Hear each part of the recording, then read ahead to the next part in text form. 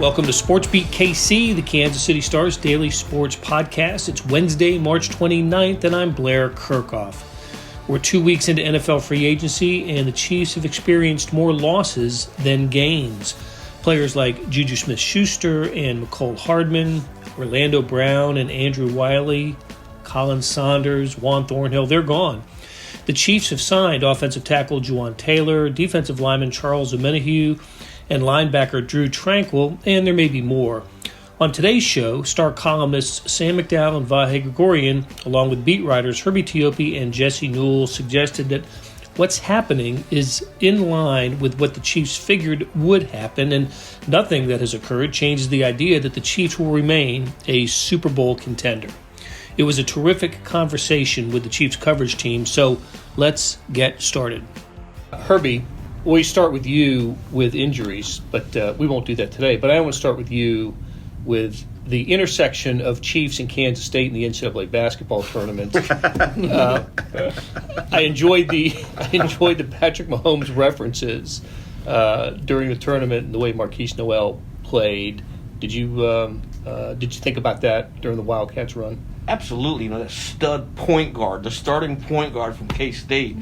Yeah, that was a heck of a run. No shame. Picked to finish last in the Big 12 and to make it to the Elite Eight. Hell alma mater. There you go. Patrick got pretty engaged in the social medias with, particularly with his right ankle injury. Yeah, but also just the way I think Marquise played. I think he liked Marquise's style, and I kept thinking about Patrick, the basketball player, that might be a little bit of what he looked like, except a foot taller. Could have been. I like the out of bounds play they ran, which was an homage to the Chiefs. The bubble screens to get the ball in bounds. But anyway, fun run for Kansas State. I thought maybe we were going to get we started with KU last year winning the national championship, continued with the Chiefs winning the Super Bowl, and I guess Kansas State's problem was the wrong beat writer. Yeah, Jesse Newell was not on the beat. Guys, what can I say? I'm for hire. we love Kellis. Don't get us wrong, Kellis. We love you to death, but Jesse has the golden touch. Yeah, he does. He certainly does. But there's another beat I can think of right now where Jesse's magic touch is needed in a big way. It's like the only team around here that doesn't win. It's called a heat check. All right, the first time we've gotten together like this since the Super Bowl, and it's great to see everybody. We're a month away from the draft. We're through, for the most part, through free agency. Herbie, could see some more things happen, but are the Chiefs finished with this part of the calendar? I would probably say yes. We are full blown in, as you know, I lovingly call speculation season. The draft is coming up in less than a month, actually. Yeah. Right over here, we're looking out the window from where we're recording this, and that is where the draft is going to happen. I think, if anything, they're at a point now where if there's any signings, it'll be a one-year deal. The first wave is your massive deals. I just want to point out, if you remember the last time we had this show, one of our colleagues was arguing with me on the podcast that Mecole Hardman would get a multi-million-dollar deal, but I correctly pointed out that this is the one-year contract deal, which he got. So listen, old man, he got a multi-million-dollar deal, which is what you misspoke. He didn't get a multi-year deal, which is what I said. Yeah, multi-year. We also have on the record that Danny Shelton was not going to make the team from the rookie beat writer over here. Meanwhile, Mr. Herbie Teope was just drooling in training camp about this guy. So I'll go one for one on that. But Herbie's right. At this stage, there's not going to be many signings left. And it's one and one. No, one for one. One and one. One and 50%. I do want to hear from the columnists, though. I mean, what do you think about the Chiefs' offseason? I mean, they did make a couple splashes, but at the same time, you can still see some things out there that are like, okay, who's their right tackle? Okay, do they have enough edge rushers? Do they have enough receivers? To me, it seems kind of like the continuation of last year where they kind of fill in most of everything and then let the draft fall to them. But are you concerned about some of these positions? Because obviously some fans are very concerned about some of these positions. Yeah, the interesting thing is the Chiefs' needs are still what they were, I think, going into the offseason when we all talked about they had to have defensive line help. And it wasn't just edge rusher, it's defensive tackle as well. And they lost Khalen Saunders, who played a significant amount of snaps. I thought they could do better than Khalen Saunders and Derek Nottie, but they've got Nottie back and then Saunders left. And, there's not obvious replacements there, I don't think, yet. But I think the Chiefs are at a place where, if nothing else, they can learn from their own recent history of not getting tied in to bad deals, is how you extend this thing. I mean, I would actually argue that the worst contract on the Chiefs books right now is probably Jawaan Taylor, who they just signed 3 weeks ago. Yeah, it could be. When you look at the rest of their books, there's not really a bad deal on, what is it? How many guys do they have on the roster now? Herbie, 70 maybe? Yep. There's not one that you're trying to say, I'd really like to get out of that deal. And most teams have that. And the only way that you can pay a quarterback $50 million, obviously they're paying him a little bit less because they did the restructuring for a portion of that. But the only way you can pay a guy, 20% of your salary cap and still compete is if he's alone at the top with the real, true best at their position type players, which is what they currently have. Sam, you've written particularly extensively about this, and I wonder if this is a true statement. We understood the Chiefs were going to start doing business this way for the last couple of years, that was going to be more and more, for lack of a better term, kind of savage about that's just how it's going to be. Mm-hmm. But now it is completely defining with the way they do business. It's the MO. Yeah. It is kind of. Yeah. I mean, I don't want to say they lucked into this, but their hands were forced into this. I mean, you mean by Tyreek's situation last year? We constantly forget that they tried to pay Tyreek Hill $25 million last year, and Tyreek is the one that said no initially, and so then they looked for alternatives, which is totally the right thing to do. You cannot let the top assets walk for free. That's how teams, have these peaks and valleys. That's how the Packers constantly would have these peaks and valleys.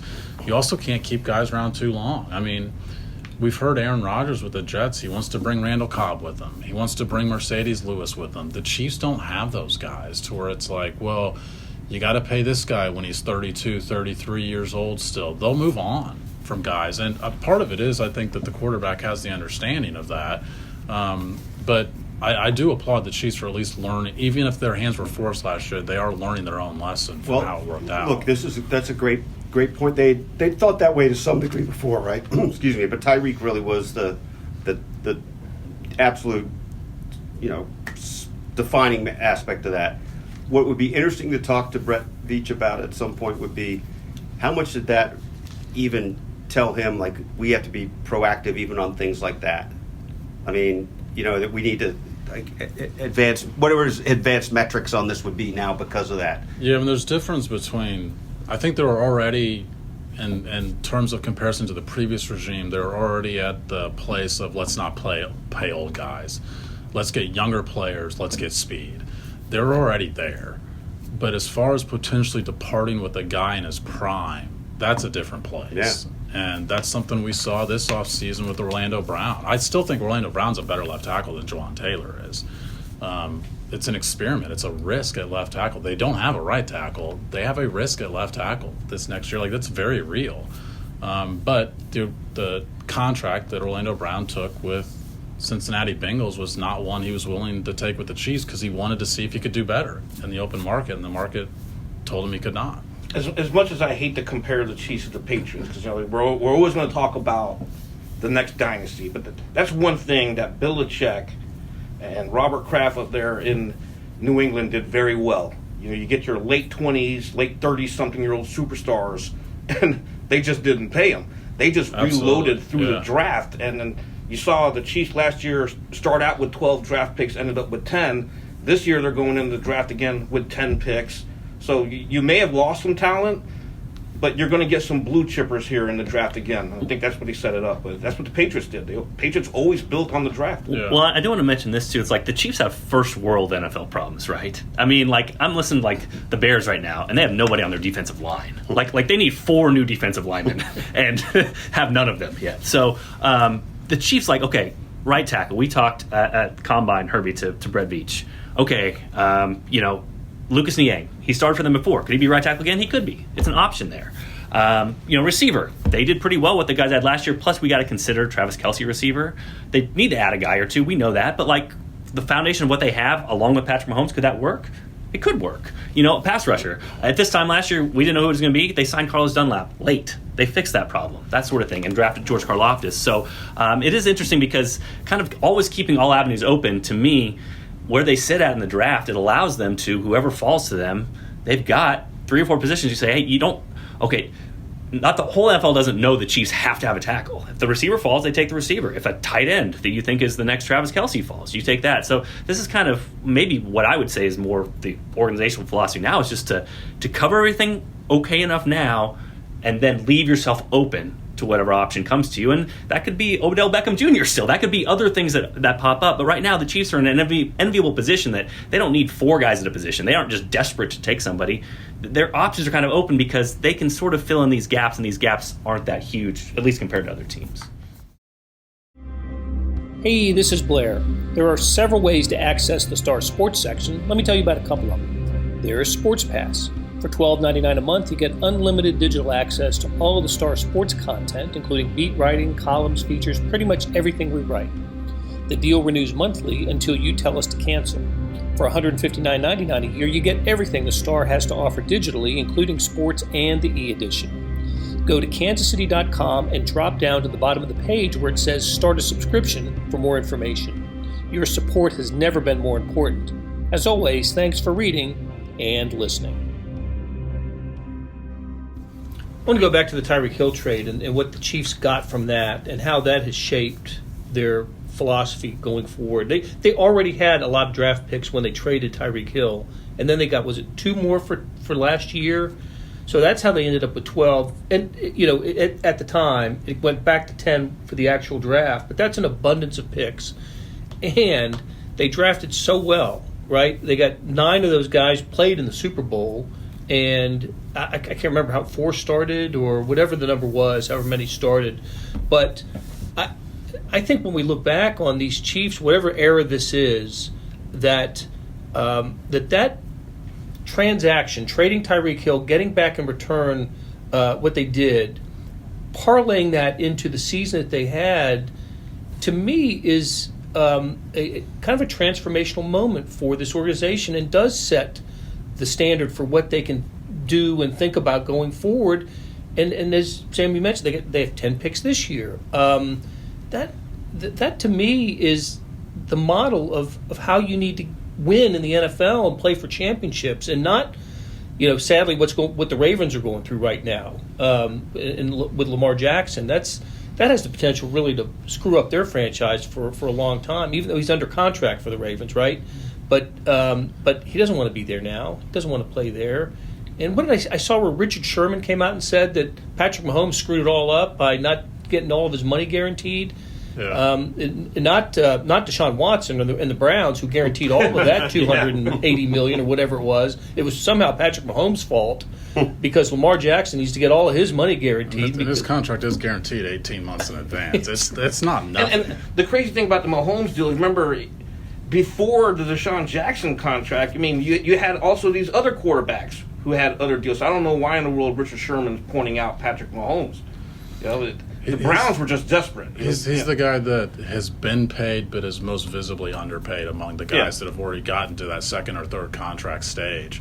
To your point, though, Blair, the must-have in this whole equation is you have to draft well. But, every team should go into the draft saying, we've got to hit the draft. The Chiefs just really hit the draft last year. I do think the Chiefs draft well. I think they have a good group. Brett Veach is a scout background primarily. Mike Borgonzi is the assistant GM. He is a scout background primarily. They're guys now that make up that front office have been doing this a long time. And for whatever reason, other than Ryan Poles, they don't lose their front office guys that often. So they've had this core group in there for decades now. So I think there's an advantage there but I think it's unrealistic to expect that they're going to get the same contribution that they got from the 2022 draft class every year going forward now. It's going to vary. They historically don't draft receivers that well, for example, and that is something they need in this draft. I also think it's really important to point out that this is a bad draft class, across almost all universal positions. It's not near the talent in this year's draft class that there was in last year's draft class. We all remember when Brett Veach was sitting in his pre-draft press conference last year where he said, there's going to be a running back that goes undrafted that might get 1,000 yards this year. Yep. His 7th-round pick was there. So he's right about that. I don't think he can come into a press conference and say, there's going to be a 7th-round pick that makes a major impact on my team. And he had 2 of them start in the Super Bowl last year. Yeah, to your point, I think it emboldens the Chiefs because it kind of make a blackjack reference. It's like if you have 11 and you double down and you hit your 10, you're a genius. If you hit your 6 and the other guy gets 20, you're an idiot. So, I mean, that's kind of the Chiefs. They doubled down, but the process that they had, which was correct, ended up with the perfect result. They doubled down, they got the 10. You know what I mean? If they would have got the 5 or the 2 or the 3 and things blew up and the Chiefs missed the playoffs, all of a sudden we're having a different conversation. Like, hey, why'd they let Tyreek Hill go? They could have made the playoffs. Now this dynasty thing is up in the air. So part of this is the Chiefs drafted well. You cannot take that away from them. As Sam said, though, are they going to draft this well every year? If they do, then it'll be the dynasty of all dynasties. You can't anticipate that. I mean, some of this is just that things fell right for them last year. So you hope that if you're a Chiefs fan that sort of thing happens year after year, or at least they're above average. But we know from the studies over time, it's mostly a crapshoot. Mostly year to year, it's going to vary. And so the Chiefs sitting on their draft picks was a huge deal last year. And because the result matched up with the process, we can all sit here and say, hey, the Chiefs did the right thing. But now they are emboldened to say, we did the right thing, and we're going to continue to do the right thing because it worked out last year. Well, and they're in position to do it with all the draft picks that they have. And they have a honeymoon period, too. I mean, the Super Bowl trophy gives you a nice little leeway to kind of go carte blanche a little bit and say, hey, this worked for us. Trust in the process because it just worked. This is a little bit of a simplistic point, but I guess if we were just thinking about how the Chiefs are going to be this season, I think last year's draft class means this year's draft class doesn't have to be anywhere near what that was, but they're going to have to spackle in with some other things. Yeah, right? Is that? Do you guys agree with that? I mean, is that They've let more. Just in terms of this season. In terms of quantity, they've let more go this offseason than they let go last offseason. In terms of what left and what's coming in, I mean, there's not a lot that's come in so far, but they obviously have not let anybody near the caliber of Tyreek Hill go. I would debate I think wide receiver is what fans are most concerned about right now. I would debate that JuJu Smith-Schuster is a number 1 wide receiver. It's surprising to me the panic because of what the quarterback did with the group he had last year. But I also think it's entirely reasonable to expect Sky Moore to be considerably better this year. Yeah. And they did not have Kadarius Toney for the majority of last year, and he barely played in the Super Bowl coming off of an injury. They didn't have Mecole Hardman last year. They were fine without Mecole Hardman. Right. So I think you can look at it and say they add Kadarius Toney this year. You can look at it and say they get a better Sky Moore. I mean, Jesse and I talked about this quite a bit. I thought Sky Moore had a lot of promise last year. He got open considerably higher frequency weight than JuJu Smith-Schuster did. I guess I'm not as panicked about the wide receivers as I think what I'm reading out there. I think your JuJu point is good, though. Like, the Chiefs are in this great spot where they can sign a guy on a prove-it deal, and they want to come play for Mahomes. They want to come play for Andy Reid. That's what JuJu was. So you don't pay JuJu after he became what he was. Yeah, don't get caught into paying for what a guy did for you last year. And that's sort of the overriding thing. And that's why the Beckham thing, again, I know there's speculation out there, but that makes more sense. That's last year's JuJu. You know what I mean? That's the guy. Prove-it deal. You've been out of the league for a while now. You've had the injury. Okay, come to the Chiefs. Again, I know he just won a ring, so maybe his calibration is a little bit different. He won it with the Rams, but, I mean, that makes some sense to me. It's like a guy who needs to go out there, rebuild his value, and what better place to do it than with Andy Reid and Patrick Mahomes, who he just saw JuJu do that. So I think the Chiefs are in this really good spot where you don't have to pay for what a guy did. You can pay for what a guy is going to do, and that's sort of where they're at with Kadarius Toney. That's where they're at with the draft, and that's where they could be with OBJ if they decide to go that path. I fully agree with Sam here. I'm not panicking on the wide receiver position either. You got to remember, Toney was a first-round talent, okay? You've got Marquez Valdez-Scantling returning, agreed on Sky Moore, and there's a guy that nobody's talking about, and Jesse knows this because he wrote extensively about him last year when the Chiefs signed him as an undrafted free agent. Justin Ross, if not for those injuries, I is really a first thought this round was pick. going to Jody. I thought Jody Fortson too. I was 100% ready, and I was like, I don't write about him. You write about him. That's your beat. You remember when Veach talked to us about, and he raved about Justin Ross, if not for that injury. They did their research on him. He was on injured reserve last year. If he's healthy this year, you're talking about another first round talent that's all of a sudden in the Chiefs wide receiver room, along with I guess we got to throw the John Ross question mark in there too. The former top guy who runs really fast. They signed him to a reserve deal at the end of the year. Amir Smith-Marset was with the Chiefs practice squad last year. Another guy that was drafted, had high hopes for him. So you throw that on there, all in there. And again, Veach and those guys know their staff better than anybody. But I'd still expect an addition somewhere along the line. Yeah, it still feels like there's something out there. Justin Watson, obviously, no news on him yet. So that's the Vahe beat. Just waiting for you guys to go there. A great pen man, the only one I know. So, yeah.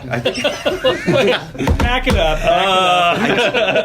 You honestly should write a story just with the headline. Just people are going to see how the sausage is made here. Just with the headline of how are the Chiefs possibly going to replace this receiver, and it's a Justin Watson. Justin Watson. Most snaps, right? Among receivers, Trusted. Actually, among all receivers, right? Did he have more than JuJu did last I year? think he did. And I believe I read a Sam McDowell column that he's one of the guys they should bring back. I thought you might have even suggested a 2-year Blair, deal. did you know? I did not suggest a 2-year deal. Blair, did you know Justin Watson Maybe we're thinking of was joining us 200,000. on this podcast? Did you know he had all the facts and figures ready? We're getting a pen man. It's here. crazy. It's amazing. How about DeAndre Hopkins? DeAndre Hopkins doesn't make any sense to me at all. He's 32 years old. He costs $20 million against the cap, and he does not get open. He is a contested catch wide receiver. Andy Reid does not like throwing balls in traffic. Patrick Mahomes doesn't like throwing balls in traffic. So I just think his advantages are completely eliminated by the offense that the Chiefs run. Doesn't mean 0%, but that fit does not make sense to I me. love that point you just made. I wouldn't have thought about that out loud at all, but the idea that he distinguishes himself with the contested catch, and that's just not what they're going to want to be he's about. really good at it. He's amazing at it, isn't he? It's Right? not. Yeah. It's not saying that there's anything wrong with Hopkins, although he's missed time each. I think he's played in 10 games each of the last 2 years. The Chiefs have their suspended last year too. Suspended, yeah. But it's a weird fit, and we know that one of the reasons he left Houston was Houston traded him for pennies on the dollar because of the locker room fit. So I think that's an additional question. I don't know if being a third. The only reason I'm not saying 0% is because you never know if a player is willing to suddenly take a pay cut to make something work. Yeah. The Chiefs have their contested catch guy, Jody Fortson, so that role is taken on the roster. I think you mean they have their not get open guy. Wow. Wow. I did not say that. Touchdown, Jody. Touchdown, Jody. Real quick, it does bring up a point, though, too, that the Chiefs used multiple tight ends a lot last year, too. It did, so yeah. let's bring that into, we talk about, hey, receiver. We just talked about 3 of them we expect to play a lot. And, oh, by the way, last year they played 2 tight ends, double what they did the year before, and they have all of those guys coming back. It's also it's the one exception to what I said earlier about the draft class is there are a lot of first and second day tight ends in this draft class, and it surprised me a little bit that Blake Bell was brought back for that reason because I did think this would be a good draft for the Chiefs to try and get a tight end. I mean, you mentioned the Travis Kelce play. Travis Kelce is not going to be in any draft for the next 20 years. Well, that guy's not coming again in the draft. But you do need somebody, I think, that starts to prepare for the fact that, it's a fact that Travis Kelce started to play fewer snaps last year. And it's reasonable to think that that number might dip down even a little bit further this next year. And let's be honest, the most likely Travis Kelce replacement in terms of the Chiefs offense is going to be a receiver, not a tight end. Because the tight ends they've hit on with Tony Gonzalez and obviously Travis Kelce, that doesn't come around that often. It just doesn't. So that's why potentially at the end of the first round, if they see a Jalen Hyatt or a receiver out there that they really love, they say, take him, see if you can get him in the system, and that's your Travis Kelce replacement, even though it's not the same position. A lot of snaps for Justin Watson last season. Did not lead the wide receivers in that category. Who was Marquez? No. Marquez and then JuJu. So there were 2 What? ahead. How in the world How close is it? Not very. How do these agents get certification nowadays to come at you with non-facts to try to pump up their guys when they don't know what they're talking I about? should have known by the kind way you were expressing it that it wasn't close. Could you not brought it up after we were done recording? MVS had 777 snaps. Justin Watson had 494. 494. Yeah. I think that is less than I thought, but more than most fans think.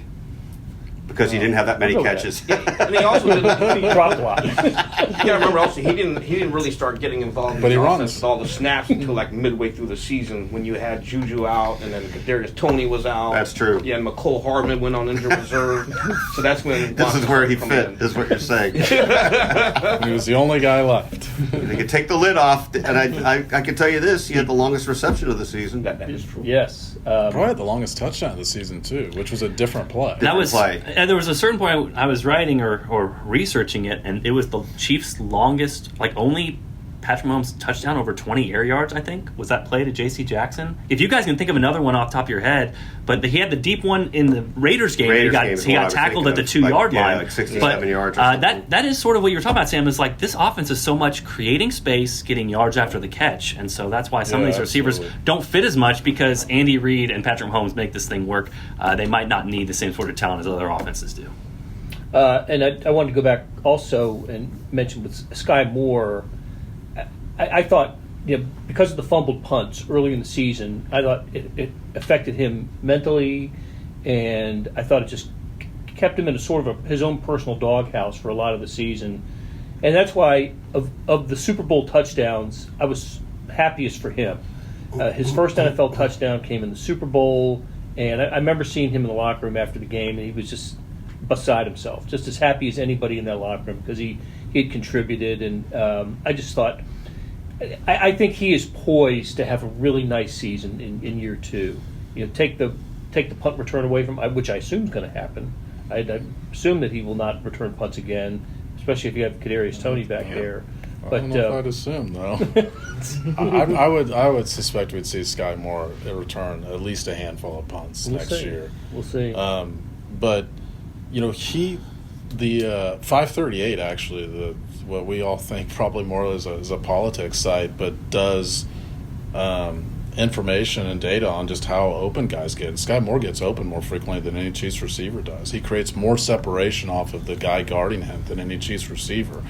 I think we saw some instances last year, though. I specifically remember the game Jesse and I were at in San Francisco when the Chiefs have so many options for receivers to judge coverages, and I think that's where Sky Moore struggled last year, is knowing when to cut under a guy, when to duck behind him, when to take the shallow versus the deep route. That's the stuff I think he's going to have to get on the same page this year if he's going to take that step forward. But it's pretty natural to assume that a guy that's been in the system for a year rather than a week might make some of those leaps. The beauty of the Chiefs' offense is Mahomes and Kelsey, if they get on the same page, it's really hard to guard because they, in real time, figure things out together, and they can take on different defenses post-snap by doing that. I'm going to write about this eventually at some point, but first game of the season, the Chiefs have that throw-over-the-top play action to Travis Kelsey. He kind of goes to a corner route. He's open and gets by the linebacker because he saw he had to outrun the linebacker. Super Bowl, first passing play. They run it the same play, except Travis Kelsey sees the safety coming at him and cuts it off, more of a squared-off route, and they complete the same pass, only in different ways because of the defenses that are facing. So that's the area where Sky Moore can grow. I mean, I think he can run the routes. It's just the post-snap processing and knowing all the routes that it takes some time. But once he gets going under Andy Reid and Patrick Mahomes, that's where you really see magic, and that's where you see magic from Mahomes and Kelsey making a lot of these plays work that might not for other teams. Just the last piece on Sky Moore. I remember talking with Jesse last year because we were out at minicamp and Sky Moore did not know what side of the line of scrimmage he was supposed to be on. It was back-to-back plays, and I looked at Jesse and I said, he's not going to play that much if he can't figure out if Patrick Mahomes is continually having to tell him this is where you need to line up. You can get that part down. Now you start studying this aspect of the game. Is what do I do post-snap? What do I do after I beat my guy off the line of scrimmage? And so that's why, like I said, I don't think it's a big leap to say that Sky Moore is going to be better this year than he was last year because his reason for not being on the field is not for a lack of talent. Right. That wasn't the Super Bowl touchdown where the Chiefs weren't lined up right, was it? Or was it Toney's? It was that one. It was Sky. Yeah. Sky Moore, yeah. That Tony pointed at Patrick and said, "You're motioning the wrong dude." So went the other way. And Travis Kelce was in the wrong spot. It was supposed to be a 3x1. It was a 2x2. But Andy Reid marched down the sideline and called timeout. Tried to the official who didn't have a whistle. And Matt Nagy was in the background said, "Let Patrick figure it out." And sure enough, Patrick figured it out in a certain way to get the right guy. It's also why Kadarius Toney played so much early on, though. I mean, for him to recognize on that play, he's the newest receiver in the room. For him to be the guy that says, no, it's got to go to that side. We constantly heard, Andy Reid likes to say that everybody's a smart kid, the way he phrases it. But that's a real-time example of why somebody gets on the field immediately. Well, like he got on the field, remember, at, 3 days after he arrived, he was in there for 10 a little plays. bit, right? And then played pretty significantly over the next month. He would have played more in the Super Bowl, I think, had he been, more obviously healthy, feeling 100%. But you're right, Andy does use that term "smart kid" a fair amount, but you can tell when he's using it with extra conviction. And he was using it with Kadarius that way a lot, I thought. All right, Vahe, you were the only one in the room who went to Otis Taylor's memorial service. Tell us about that. Yeah, it was really moving. What was interesting, you would almost think this stuff wouldn't come up at a funeral. And yet, I mean, moments in, we've got, amens about how he needs to be in the Hall of Fame, and that was kind of a recurring theme through it. I think, though, most people also wanted to make a distinction about the life he led, and I think the loyalty and devotion he evoked, and also evoked it by giving. I never got to speak with Otis before he was in this condition in the last 15, 17 years, and I don't know if maybe you ever did. No, Blair. never. So my memories of him are purely of watching him play and understanding a lot of Chiefs would go over to see him before even after he became more and more unable to communicate. So thinking about Otis Taylor, I think about the amazing career, and I think about the really just sad last chapter of his life. But that sad last chapter is all about a family deciding that they're going to spend the last 17 years of his life making him look like he could get up and play at any time. And that's complicated in a lot of ways, and we get to a lot of end-of-life questions, but there was certainly the message of love about how everybody responded to that. It's great. And Vahe wrote a great column on that. I really would encourage people to read that. Thanks. Yeah, we're gonna we'll refer to it in the written part of this podcast, which will be on kansascity.com. But Vahe, for you and I, who started our football fandom around the same time, late '60s, early '70s, but not here, right? Neither of us were in Kansas City. But for people who are in our age group, when they talk about those Chiefs, he's listed as the favorite for a lot of people, their favorite Chief of that time, right? Not Len Dawson. Len and Buck Buchanan and Willie Lanier and all the Chiefs that played. But I think I run into more people who say Otis Taylor was their favorite player on those two Super Bowl teams. Yeah, and this is hard to it's hard to get this across today. The idea of a team so by then you're in Raleigh. I'm gotten there. Texas and Philadelphia, and it's the Kansas City Super Chiefs. You see them on the cover of Sports Illustrated, and we're just getting Monday Night Football, and we're getting halftime highlights, and Chiefs show up a lot, and Otis was absolutely exhilarating. And I remember, one of the things Lamar Hunt Jr. said this the other day, that he quoted Lenny Dawson Jr. saying that Otis is the reason Len Dawson's in the Hall of Fame. Right. And it's too bad it's not reciprocal. But I do think those were thrilling Chiefs teams, even for those of us who weren't really following the Chiefs. Good stuff on all of it. Thanks, guys, for coming in. And I don't know if we'll do this again soon in this format, but I really enjoyed it. And we got a lot of Chiefs to talk about here in the next few weeks with the draft coming up, as I said, right across the street from where we're sitting. So everybody, take care. Thanks a lot. That'll do it for today. Thanks to producer Randy Mason for putting together today's show, and to the SportsBeat KC staff of Monty Davis, Jeff Rosen, and Scott Chasen. Tip of the cap to Vahe Gregorian, Sam McDowell, Jesse Newell, and Herbie Teope for sharing their Chiefs insights. The best digital sports page out there is called Morning Sports Edition. Today's was 37 pages of NFL, Final Four, baseball, soccer, NBA, NHL, you name it, it was there. Check it out at liveedition.kansascity.com. Thanks for listening, and we'll be back soon with another SportsBeat KC, where we talk sports in Kansas City every day.